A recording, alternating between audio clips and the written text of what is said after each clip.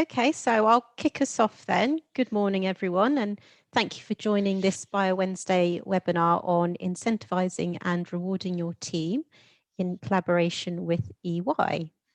So I am joined this morning by Alex Murdoch, and Alex is an associate partner in EY's People Advisory Services team and also leads on the UK Share Plans practice. So Alex works extensively with companies on a variety of people issues, in particular around reward strategy and long-term incentive planning. Alex's team also covers all aspects of people-related advice, from HR systems to talent development and international mobility. So the format for today's session is going to be a presentation delivered by Alex, and then after that, we would like to retain a good amount of time for your questions, and perhaps you'd like to share some of your own scenarios and instances and use this as a good opportunity to really leverage Alex's expertise. So if you could kindly just remain muted whilst Alex is giving the presentation, and I'd be really grateful. As with all webinars that we deliver, the chat box is enabled. If you'd like to put your questions and comments in anonymously, then I'm very happy to pick those up and share them on your behalf. But alternatively, if you'd like to unmute at the end of the presentation to ask them directly, then that's fantastic. And we really welcome sort of the interaction there. And just to highlight, we are recording. So One Nucleus is building an archive of on-demand content. So post-event, I will distribute to attendees of this session. And then we also have an on-demand archive on our website. So I'm just in discussions with Alex about whether we can include it there as well. But I believe slides can be made available. So if there is any detail that you would like to review post-event, then we can always make the slides available to you. So I won't take up any more time. I'm going to hand to Alex now to go through the exciting presentation. Thanks, Alex. Thanks. So morning, everybody. As we sort of shared in advance, the purpose of the webinar really is to just talk through the typical stages that we tend to see in the kind of reward life cycle of a business as it grows and develops. Touch on some of the key challenges that can arise as a result of that and what that can mean in terms of developing a reward strategy. Talking about long-term incentives, equity incentives in particular, and how that fits into a reward strategy, and some of the key risk areas to be aware of, and some thoughts around sort of managing some of those key risks. Obviously, the nature of anything like this is, I could talk for hours, days on this subject. So this is fairly high level, covering quite a lot of ground relatively quickly. So please do feel free to feed in any questions if there are areas that you'd like to take a bit more of a deep dive into. We'll kind of talk through the whole reward life cycle of a business from sort of early stage through to maturity. But I think we'll spend most of our time sort of focusing on that scale up phase. I think that's probably the most interest to many of you around how do you transition from that kind of early stage culture through towards a more mature reward environment. So we like to talk about the reward maturity curve sometimes.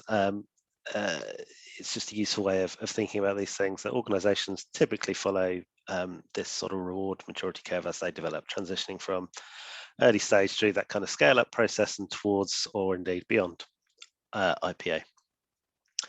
And along that journey, you have shifting expectations around the way in which people are rewarded, and also around pay governance and around transparency. And as you get towards that more pre-IPO or post-IPO world, you're in a world of kind of regulation and governance that doesn't exist at an earlier stage. Clearly, this journey isn't a nice smooth curve for everybody. There's a lot of variation there. Lots of companies move through the different phases very, very quickly. But what we tend to see is that most companies find themselves somewhere along this scale, from that kind of early stage position where you may well have had lower fixed pay, very informal structures, and really a reward package very heavily geared potentially towards equity, with that kind of hope value being a key reward driver. That we've got a business idea and we've got a relatively small group of employees all very much bought into that business idea and hoping to see that return on that over a relatively short time frame. Then as you move through into that kind of investment and scale up phase, you tend to see the fixed pay framework becoming more aligned to market, so less dependent on how much cash do we have available and more on what is the role actually worth, and moving towards having more consistent policies around things like variable pay, benefits, different forms of incentives sometimes come into play. But in this phase, often a lot of the key driver is around business strategy and exit planning, and saying, what are we working towards as a business over the next few years? How do we make sure that our strategy is a reward strategy is aligned to that? And we'll come on to talk more about what that means very shortly. And then as you work towards IPO or in a post-IPO environment, then it's into a much more mature reward environment. So tend to look at market salaries and more formal pay frameworks. The benefits package tends to become increasingly important as part of that structure. You may be winding up old incentive structures, moving into new arrangements that are often in a listed environment, less bespoke and more kind of aligned with market. And as I mentioned, you're moving into a world where there's a lot more formal governance and regulation and need for a formal remuneration policy and all those kinds of things. And so market practice tends to become a much more significant factor in how people look at their reward framework. So within all that, what do we see as the key goals of a reward strategy? I mean, fundamentally, the aim of a reward strategy, and it's a truism, but that doesn't make it any less true. The aim of a reward strategy is to support the business strategy. So it's really important that any reward strategy is aligned with your broader HR strategy, that it enables and incentivizes the achievement of business objectives and doesn't cut across those, that it's rewarding behaviors associated with business success. Often particularly in the life sciences sector, where you've got a lot of very values-driven organisations, supporting making real the values of organisation is really important as part of your reward strategy, and making sure that the way that you articulate that strategy is consistent with what the message you're giving about your culture and your business, and of course helping to attract skills that the organisation needs, attract and retain really skills that the organisation needs. And that's where obviously that element of you can't operate in a vacuum comes into this, is that we can talk about the abstract theoretical principles that you'd apply as a self-contained business to reward strategy, but there's always an important thing to recognize that you're operating in a very competitive talent environment, and so you do need to think about, well, how does this fit into attraction and retention, as well as business strategy and incentivization. So the question that we always would ask there is, do all the elements of your reward have a clear purpose? Most commonly what we'd say is, you've got base salary to reflect ongoing contribution, performance, role size, all those kinds of factors. Bonus to reward individual achievement and short-term success. And we see a huge variation in bonus practice within the life science sector, really, because there is often a much longer term view of what success is than there might be in some other scenarios. And so some companies do feel like annual bonus isn't necessarily as important a factor as it might be in some other industries. On the other hand, clearly having that kind of bonus framework and being able to reward people for their personal performance is often really important in terms of that retention piece and letting your key staff have visibility of their value to you. You've got a different framework for executive reward around which really does tend to be very much focused around the overall achievement of broader business targets. And benefits, benefits is again, it's one of those areas where there's a huge variety of practice, but ultimately what you're looking to achieve is to say, well, are our benefits market competitive for the type of organization we are? Do they support our values, and do they provide choice and flexibility to employees? And there's a sliding scale on all of those areas as to how far down that particular road you want to go, but those are principles that we tend to see people applying when they're looking at what should that broader benefits package look like. So how do you actually then make that reality? So this is everybody loves a cycle diagram. I know I do. So this is just a kind of walk through an approach to that sort of reward strategy cycle. So you start with that review of what are our strategic objectives as a business and how can reward contribute to that. As part of that, it's important to understand what total reward means in the context of your business, and we'll come on to that a little bit later. But that's really just to say it's not, reward is not anymore seen as just a financial thing. Reward encompasses a much wider range of factors around individual employees' engagement with your business. Then, having done those sort of review phases, you'd look at what your current offering is. You'd ask those questions that we just talked about around, does each element of our reward actually support what we're trying to achieve here? Then look at what the tweaks we need to make. What do we need to do? Are there any changes any elements that aren't quite aligned, or any new factors that we want to bring in? Implement and communicate. Communication, so critical around all of this stuff, because ultimately the fundamental purpose of a reward package is that it is incentivizing, motivating your employees and retaining, giving them value. And so in terms of kind of bang for your buck, as it were, it's really important that employees actually recognize and value what they're getting. Where we often see people fall down is that they may have thought about a lot of these questions around what the really key things to do, had some really careful thoughts around what types of benefits you want to offer, or what exactly how we're going to structure our bonus plan, or those sorts of things. But if there isn't a clear communication to employees as to why that's why you're doing what you're doing, and how that fits with the culture, how that fits with the behaviors that you expect from employees, for example, then there may well not be that same kind of recognition of value to go with that. And that's why it's important, the final kind of stage of the cycle, to regularly check in and make sure that that reward strategy is still relevant, current, effective.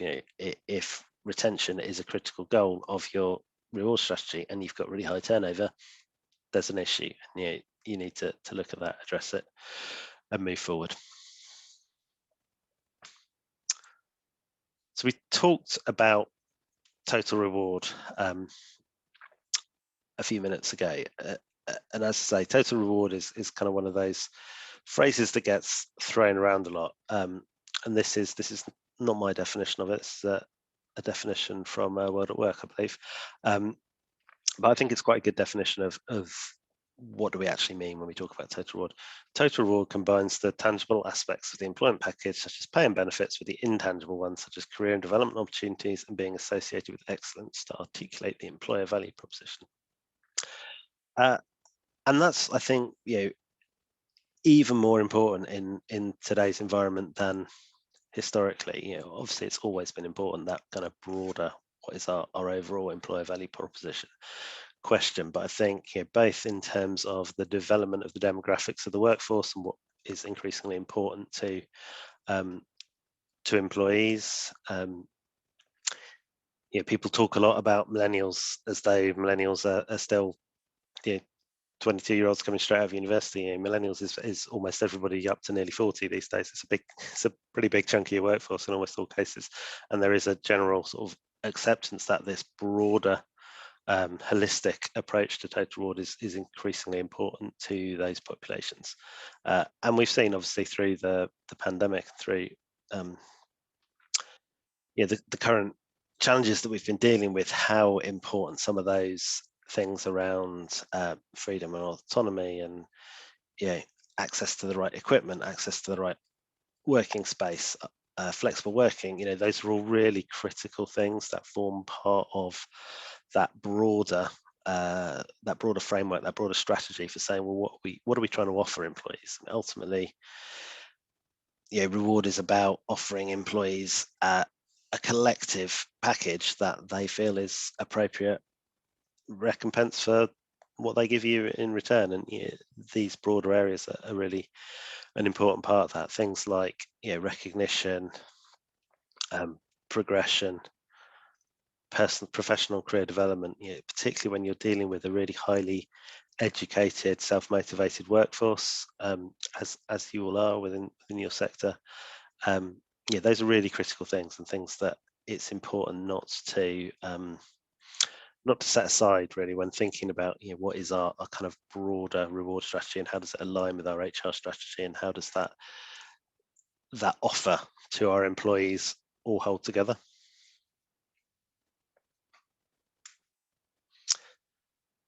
I did think it would be useful, though, having talked a lot about theory, to say, okay, but what does that actually mean in terms of what do we often see in a kind of board executive committee type pay package in an organization that is in that kind of scale up phase.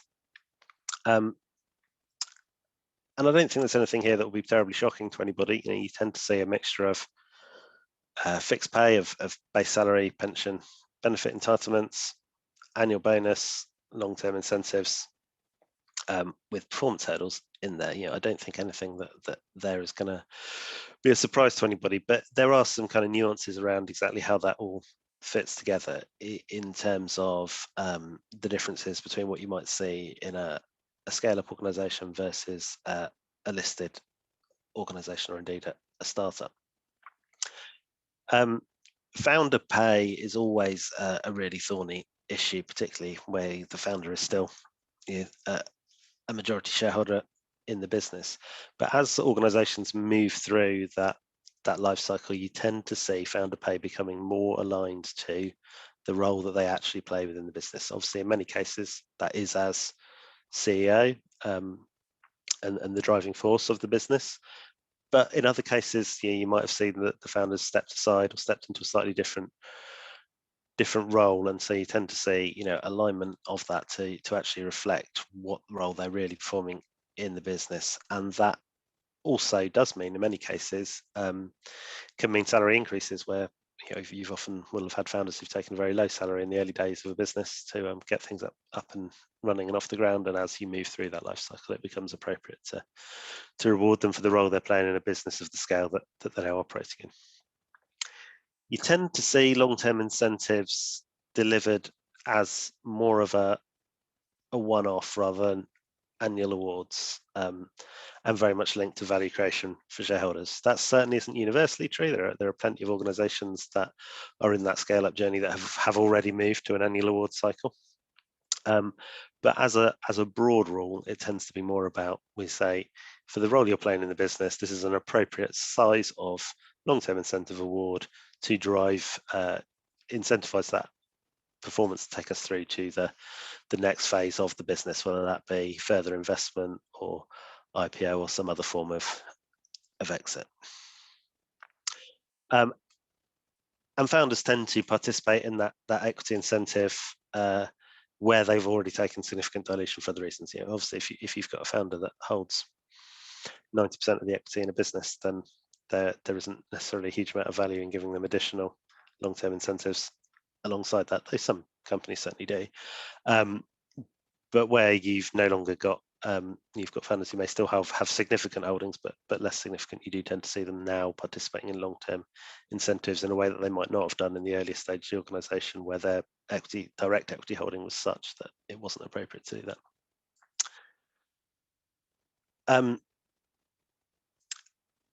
And those equity incentives more broadly tend to be focused on senior employees within the organisation.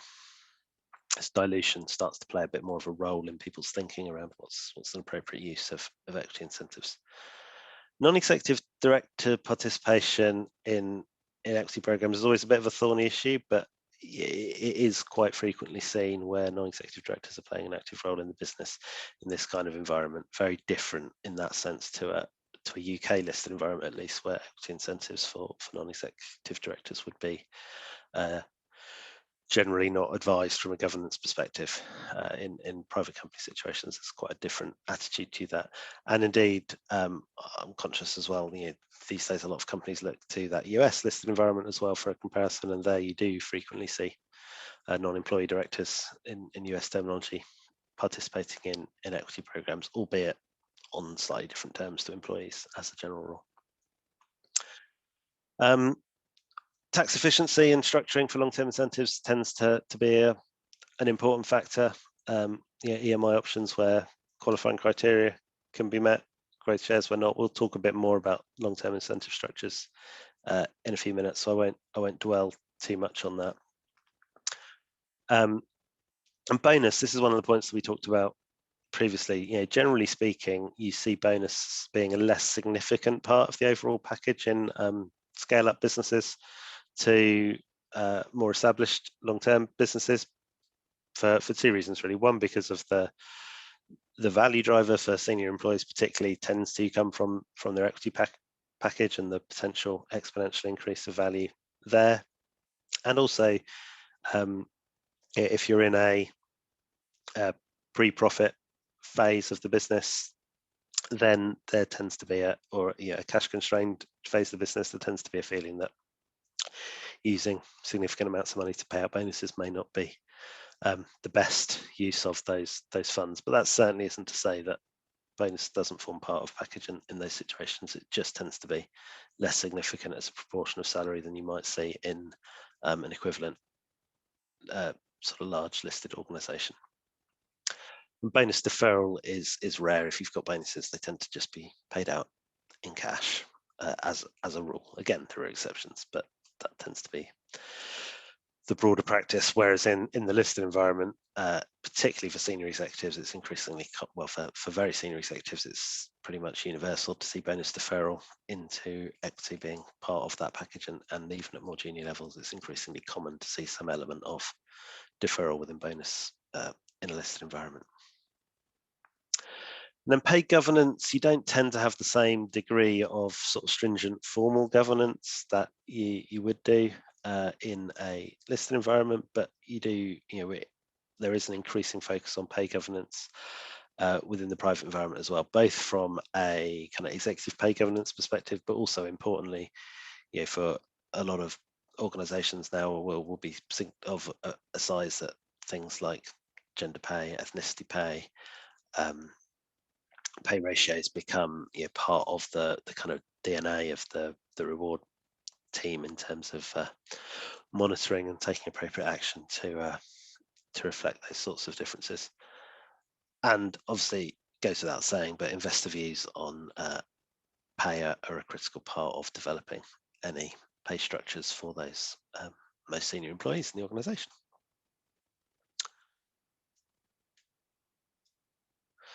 So I'll pause there for a second before we sort of talk in a little bit more detail around some of the particular points around long-term incentives.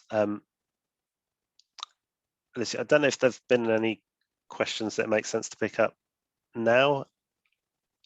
Nothing's come through so far, Alex. Okay, so fine. I think if we carry on and we'll then carry on and pick them up at the end. Absolutely, yeah, sounds great. Good. So thinking about long-term incentives, particularly, what are we trying to achieve with long-term incentives?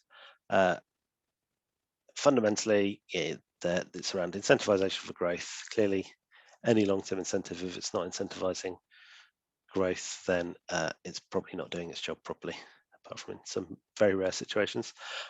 Retention of key talent, obviously key. Skin in the game, people feeling like they are personally invested in the success of the business. Recognizing people's role around value creation, i.e. that your senior employees in particular, but all of your employees are playing an important role in creating the value for the business, and it's appropriate for them to take a share in that.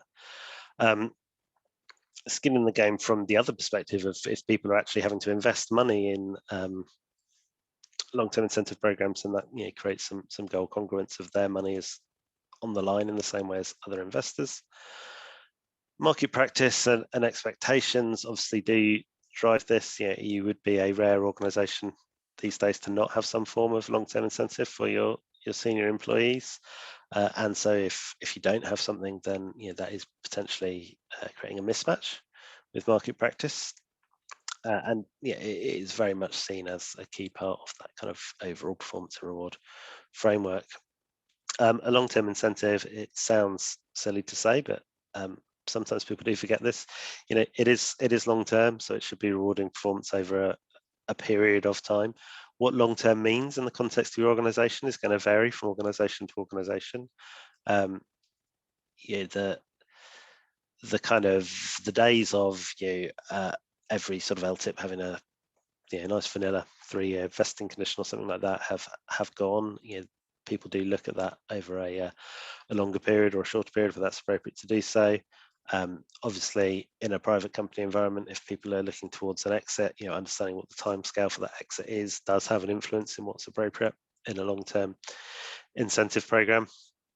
So there's a whole range of factors that feed into that, but fundamentally, a long-term incentive is not a bonus and shouldn't be seen as such. It is something about driving long-term value creation.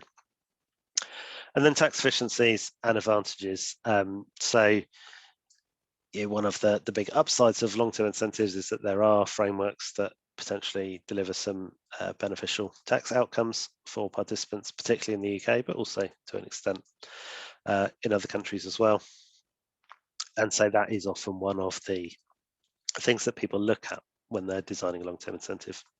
Now, obviously, always really critical that the tail doesn't wag the dog on those sort of issues. And the principal drivers should always be around commercially, what are we trying to achieve? What's the behavior drivers that we're looking for here? But assuming that those commercial factors can be achieved in a variety of different ways, then clearly companies do often look to do that in a way that manages the tax cost for participants.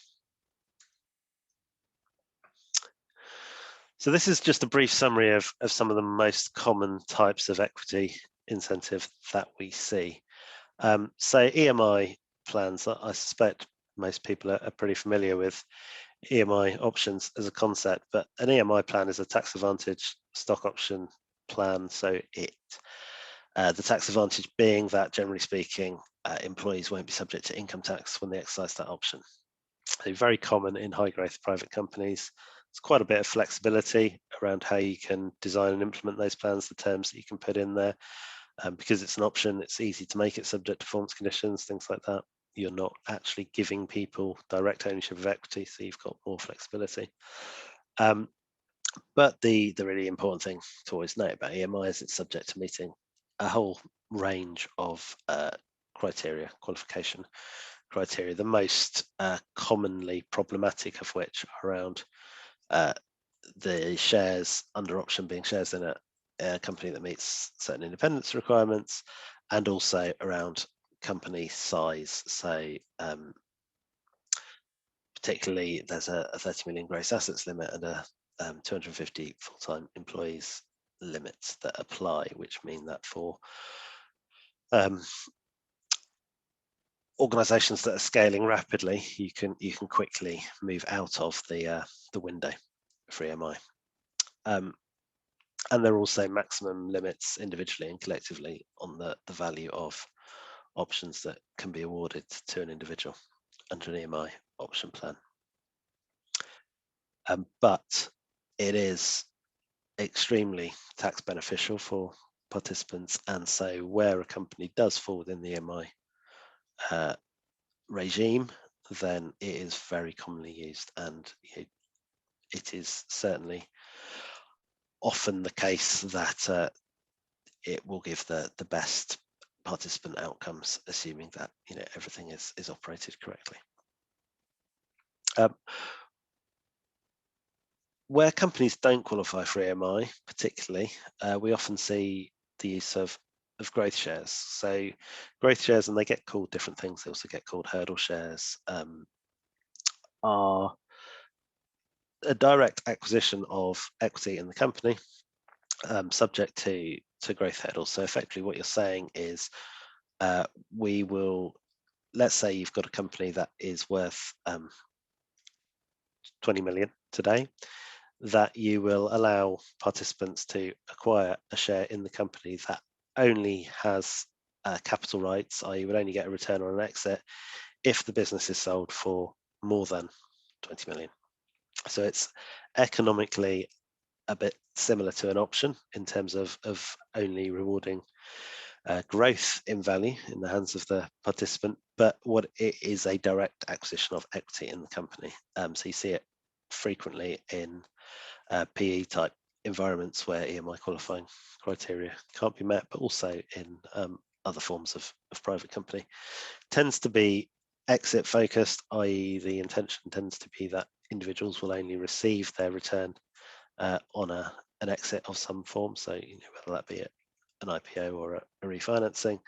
And again, where structured correctly, then that growth in value is typically subject to capital gains tax rather than income tax, because what you have acquired a genuine equity interest in the business. Equally, because what you're acquiring is a genuine equity interest in the business, there is usually a cost of participation in a growth share arrangement, because you have to buy that that share in the first place. The important thing there being that because the share is subject to a value hurdle, the value of that share at the point that you acquire it is generally relatively low compared to just acquiring an ordinary share in the business. Alongside those two structures, we also very commonly still see unapproved options or conditional share awards, which are often called RSUs in US terminology, i.e. just a straightforward right to receive shares on a future date. So an option, the difference between the two being an option tends to be a right to acquire shares based on a fixed price set at the point of grant that you will pay for that share in the future, and you have some control often over when you acquire that share, whereas a conditional share award or an RSU tends to be more a nil cost award that will just deliver shares to you subject to the satisfaction of certain conditions, whether that be elapsed time or an exit event or a combination of the two. You see these sorts of structures very commonly in both private and listed companies, so they're sometimes used where tax advantage schemes can't be used, or just because they are the arrangements that potentially give you the maximum amount of flexibility, albeit that gains are subject to income tax. And then the final sort of common type of incentive that we see is company share option plan, CSOP, which is also called approved options, which is the HMRC approved form of share option that isn't subject to the same sort of company size limits as EMI. EMI, as we said, is targeted at smaller companies. Any company can have CSOP, and you see them extremely commonly in large listed organisations.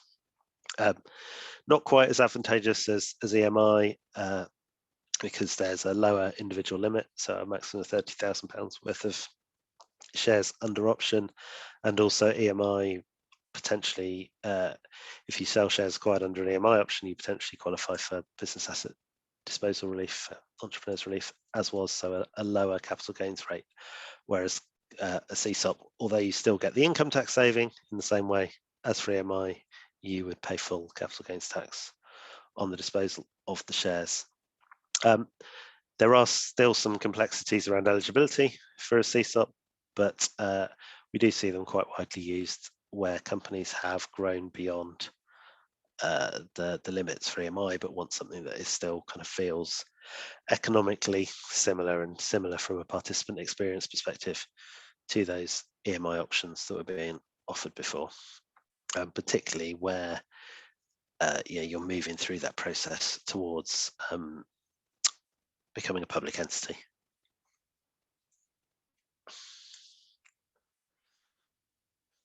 So we said as well, we'd kind of touch on what some of the key risk areas and pitfalls are when implementing these types of arrangement. And clearly there is, an almost infinitely long list of issues. So this isn't intended to be a comprehensive list, but this is just a few of the key things. One of the many things that I do as part of my job is supporting with sort of due diligence type exercises, either whether that's from a vendor due diligence side or a purchaser due diligence, around transactions to say, has everything been done appropriately and properly? And these are some of the things that we see raising issues either from the seller or the purchaser side in those kind of transaction scenarios. So I just thought it might be useful to highlight for people, whether you are potentially the target of a transaction or going out and buying a business yourself.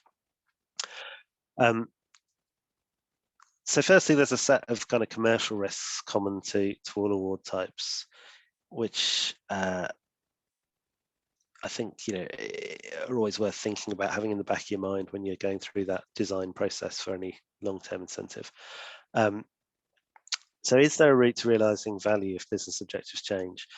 By which, what I mean is, we sometimes see companies put in arrangements saying, oh yeah, we'll definitely be IPOing in 2 years' time, or we'll definitely be doing a refinancing in 18 months, therefore people will get their money, it's all good. And things change. Obviously we've had a pretty good example of that over the past 12 months of how the world can change quite significantly, and timetables that people thought they were working to can become very different. But there's a whole variety of reasons why timetables change, and you do have to be careful to ensure that you haven't sort of put yourself in a situation where an award has lost its incentive and retentive effect because people can't see any kind of route to actually being able to realize value. Linked to that is this kind of question of, are shareholder and equity award holders fully aligned? There is sometimes a challenge there around shareholders and equity award holders having slightly different interests if equity award holders are dependent on very specific sets of circumstances to be able to realize value.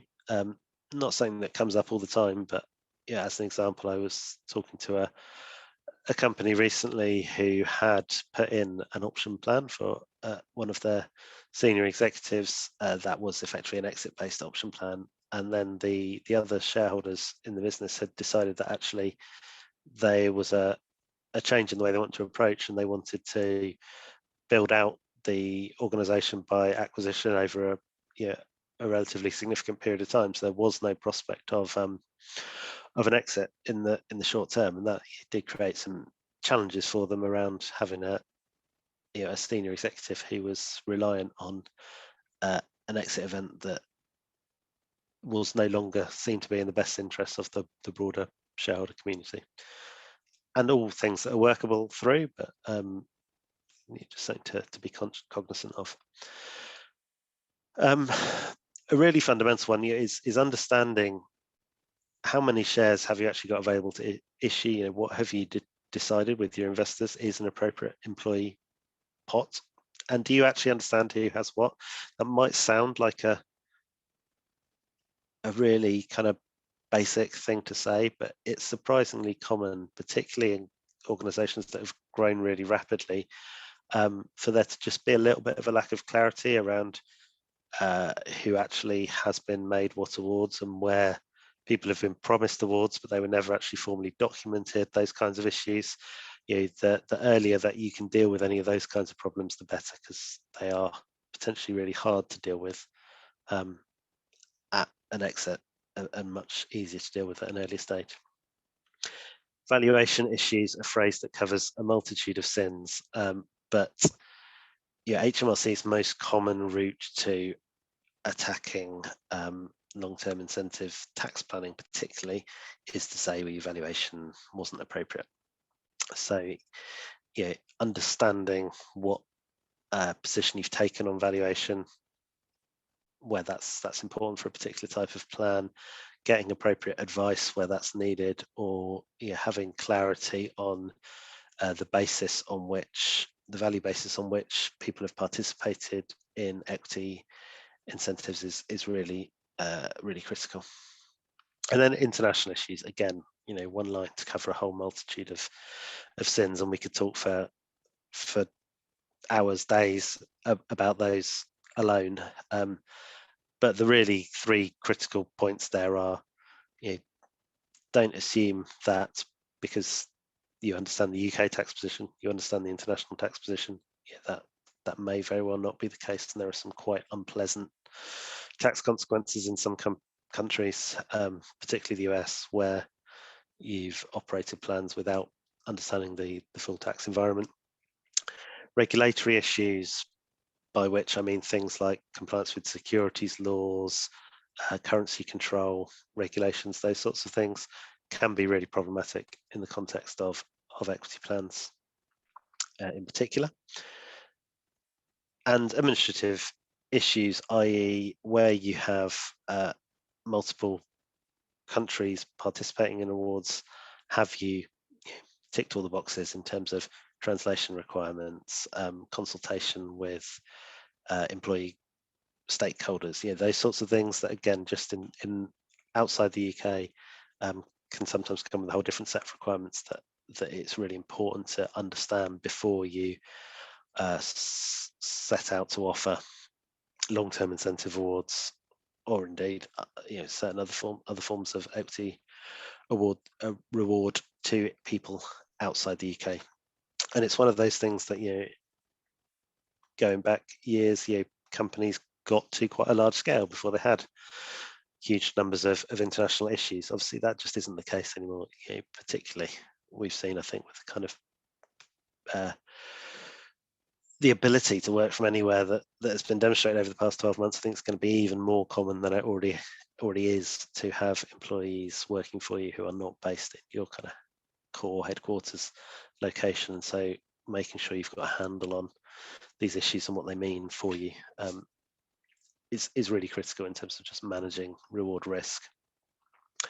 And then finally, very quickly, because I want to make sure we do leave enough time for questions, some specific issues that we see coming up on EMI, CSOP and growth shares time and time again that I think it's worth just flagging to people. EMI options, working time requirements. So there is a working time requirement you have to satisfy to be eligible to be granted an EMI option. Generally speaking, most companies are aware of that and are comfortable that people have met the working time requirements. But one of the really important things to remember for EMI is every time you make somebody a grant, you have to document the fact. They have to actively confirm that they meet the working time requirement, and you have to retain evidence of that. That's something that we see come up a lot on due diligences. Likewise, the requirement to notify HMRC when you make EMI awards within 90 days of the award. The operation of discretionary EMI plans is something of a hot topic at the moment. What we mean by that is that it's not uncommon to want to give yourself a little bit of flexibility around when options can be exercised.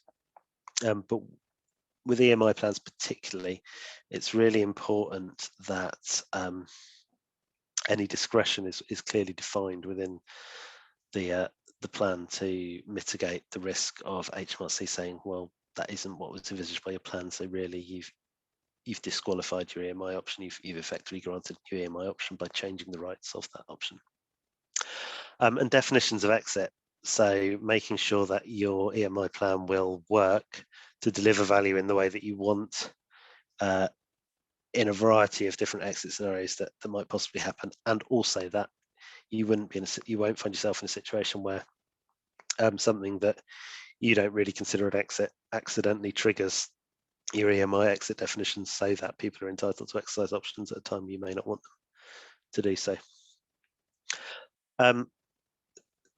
CSOP, I will just highlight one point here. If you grant CSOP options over shares in a company which has more than one class of share, there are some very specific requirements you need to satisfy around the class of share over which CSOP options have been granted, and it's something that, again, we regularly see causing some issues for people.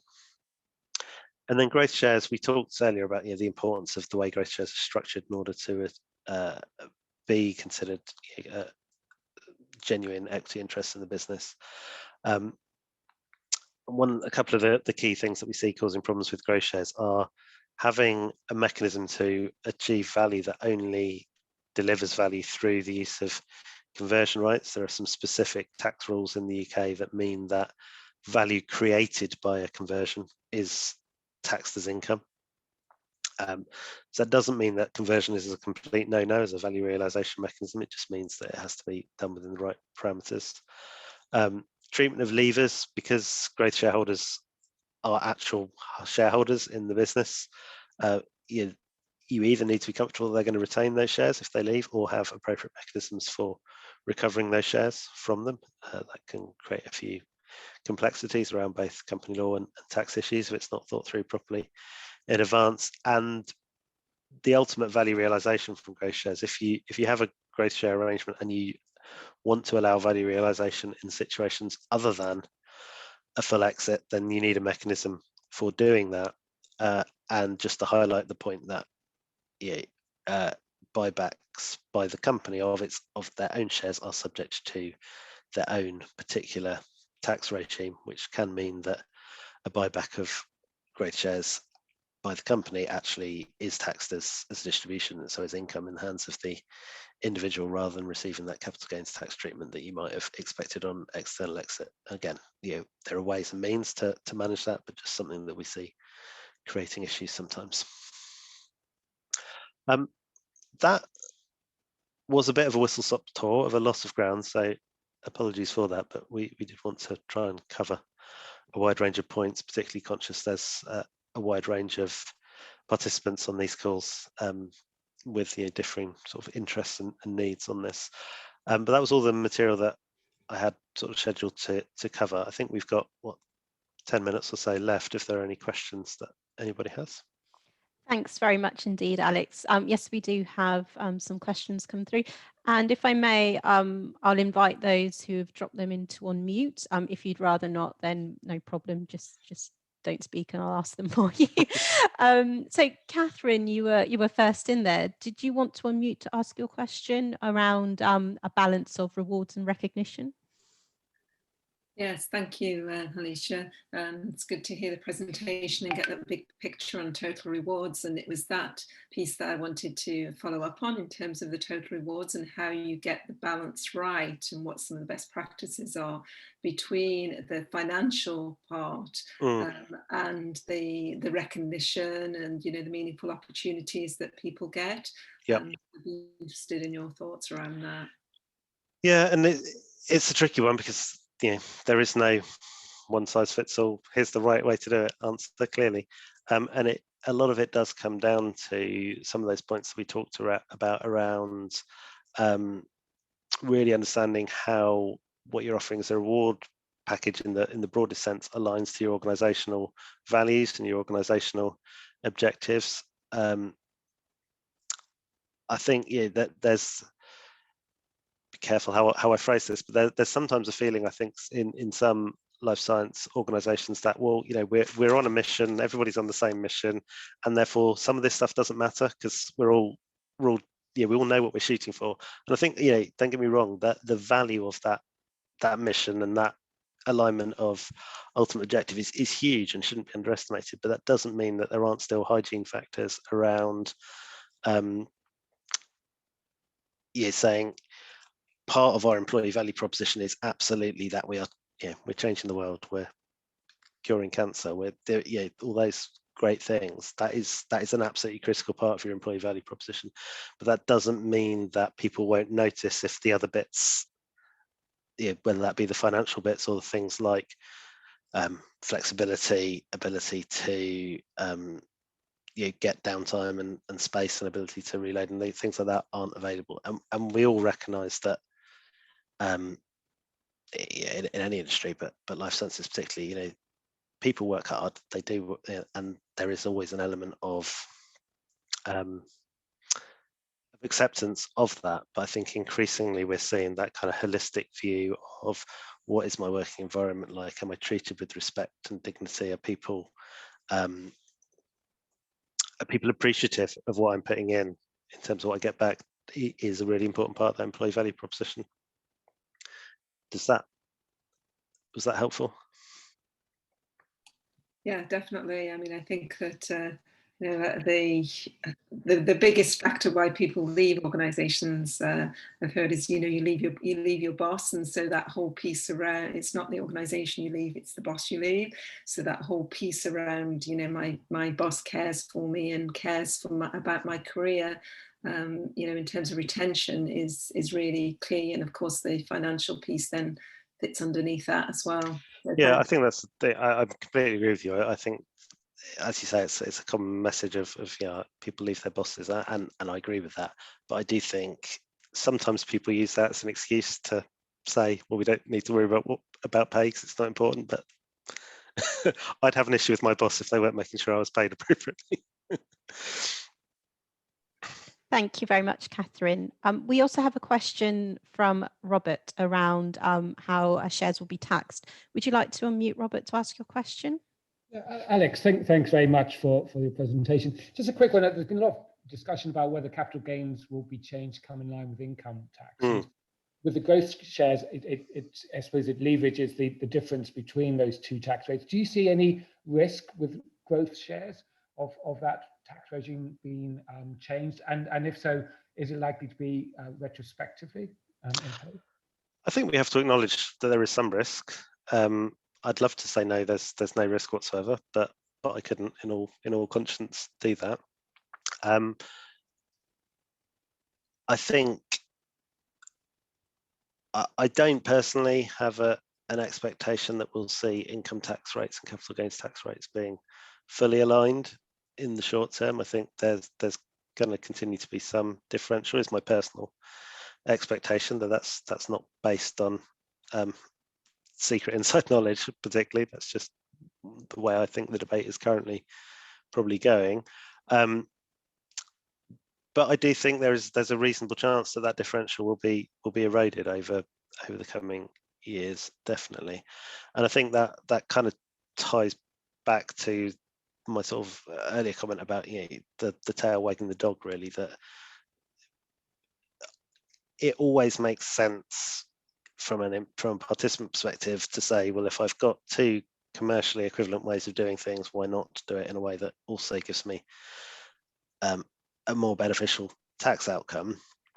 But over engineering to try and achieve a tax outcome and fudging, for want of a better word, commercial goals as a result, I don't think that was ever the right thing to do, but I think even more so in the current tax environment, it's less the right thing to do, because that tax upside, I think, is certainly not going to get bigger, let's put it that way, and maybe reduced over time. There was also some commentary in the OTS report back a few months ago, the Office of Tax Implication, jargoning, report a few months ago, specifically around growth shares, and saying, do we think it's appropriate that something that is economically quite similar to an option ends up with a different tax outcome? I think the general view for the advisor community is it is hard to see how you make a kind of a formal distinction between a growth share and any other form of equity when multiple class share structures with different rights attaching to different shares are just a routine way of life for investors of all kinds, and there's no fundamental reason why employees should be considered any differently from that perspective. So I don't think we kind of feel like there's likely to be some kind of just blanket ban on growth shares or anything like that. But I do think it's something that is inevitably going to come under scrutiny over time. So, and because I think it's unlikely there would be retrospective changes to law around how things are categorized, but certainly if there's just a change to capital gains tax rates, that would effectively have retrospective effect for people already holding shares. Thank you. Thanks very much, Robert. And we do have a question from both Catherine and Neil, similar, so great minds, as they say. Neil, would you like to unmute to ask the question? Sure. Yeah. I mean, I guess it's the timing around, you've got your tangible rewards, but how do you factor in the intangible aspects of what makes people enjoy their work and keep them highly motivated? So, and what order do you kind of do these things? Is it a case you kind of get some, is there a best practice in terms of what to do first in terms of ascertaining what is an appropriate reward structure? I think there are a whole range of factors to kind of take into account there. I do think one of the, and again, it's become a cliche, but I still think there's a lot of truth to it, is the kind of concept that, culture eats strategy for breakfast, that your culture and what you are as an organization, your values you have as an organization, that's what attracts people, that's what keeps people with the organization. We could all move and get paid another few £100, few £1,000 by moving down the road, and we don't, because we buy into our organizations and what they're trying to achieve, and we have that emotional connection to them, that investment in them. So that to me, particularly in earlier stage businesses, is absolutely critical. I think that the thing, and it kind of ties a little bit with the discussion we had with Catherine, the thing to always be conscious of, though, is that you have to back that up with, if your culture is, we're all in this together, we look after you, we're all a big, we're a family, we all know what goal we're driving towards, we're all aligned.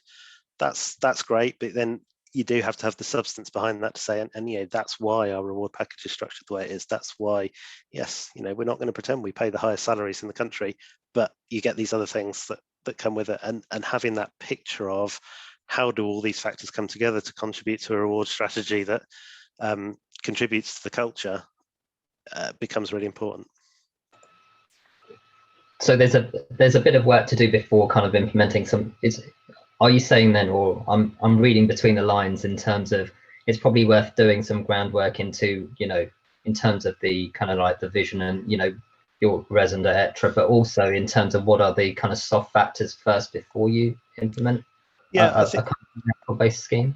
I think so. I think, it is, absolutely. The more you know about your employees and why they work for you, what attracts people to the business, what makes people stay, then the better. And there are various mechanisms for gathering that data, from walking around the office, which in the days when we were allowed to do that, to more formal survey tools and things like that.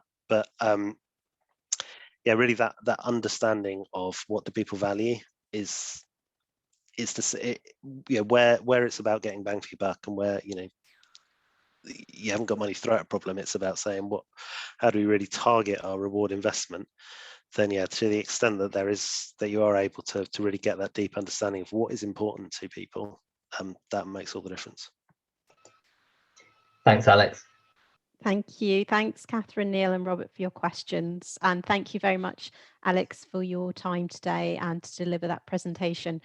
My question was going to be, what is the real secret to building a great employee and rewards incentive scheme? But looks like we're just out of time. Oh, we're up time watching. And I think perhaps you've already hinted to that in the presentation and the answers you've just given. But if there was one tip, is there something you could share with the delegates? I think my one overall message, and it sounds silly, but I'm still going to say it, is think about it. By which I mean, don't just think we need an incentive scheme, let's just get one in. Obviously things need to move with pace often, things need to happen, but taking that minute to actually say, what is it that we're trying to achieve? What are the key business drivers here? What does that look like? Is really important, because that gives you the answers to a lot of those annoying technical questions that people like me ask when we're actually designing and implementing these schemes, like, what lever conditions do you want to happen? What do you want to happen if there's this type of exit? Yeah, those questions become so much easier to answer when you know what the ultimate goal and the ultimate purpose of that incentive arrangement is. And that's not to say that it needs to be some hugely complex and deep purpose statement or anything like that.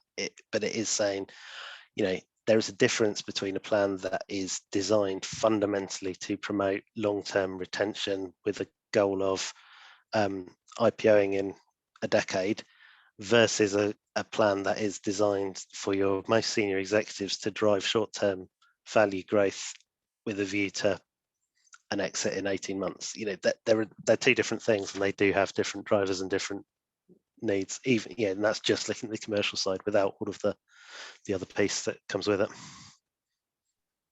Thank you very much again, Alex. So just to highlight, this sort of topic is all part of one of the key objectives for One Nucleus, which is building great teams. We have many discussions. They could be more around the technology aspect, sometimes the money aspect, and there's overlap, of course, between them. But yes, building great teams is something that we like to discuss a lot, because of course it feeds into the success of the companies in our network and our members. So if you feel there's anything else that One Nucleus could and should be doing, then we do, of course, value your feedback. So I'll be in touch after the webinar with a copy of the recording of today's session.